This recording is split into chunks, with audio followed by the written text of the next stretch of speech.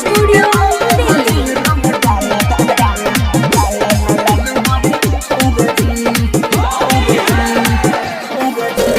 बहै छै फगुआ के हवा दहिया करै छै थरा थर जी। बहै छै फगुआ के हवा दहिया करै छै थरा थर जी।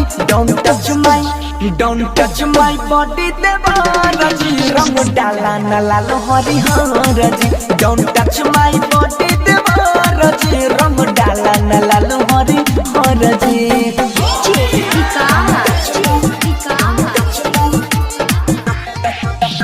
मटियार कला सीतामढ़ी।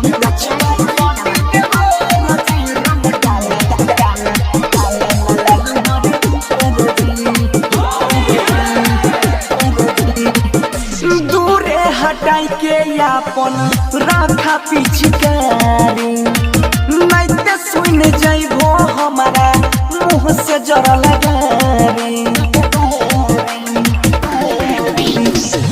दूरे हटाई के राखा अपन पिचकारी, नहीं ते सुन जाइबो हमारा मुँह से जरा लगारी। रंगवा या प्रिया होई छै हमारा चोली पखबो ये लरजी। Don't touch my body देवर जी, रंग डाला न लाल हरिहर जी। Don't touch my body देवर जी, रंग डाला न लाल हरिहर जी।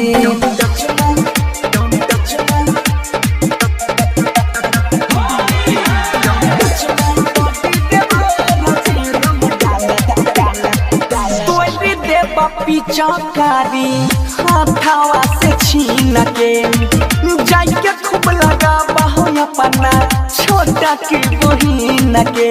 कौन सा गुना चांद बसने जमरदा तो भी दे पिचकारी हाथावा से छीन के जाई के खूब लगा बाहो अपना छोटा की बहिन के।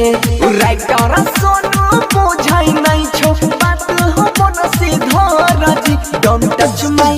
Don't touch my body देवर जी, रंग डाला न लाल हरिहर जी। Don't touch my body देवर जी, रंग डाला न लाल हरिहर जी। बहै छै फगुआ के हवा दहिया करै छै थरा थर जी। Don't touch my body देवर जी, रंग डाला न लाल हरिहर जी। Don't touch my body देवर जी, रंग डाला न लाल हरिहर जी। बहिन चोदन नहीं सुने छो।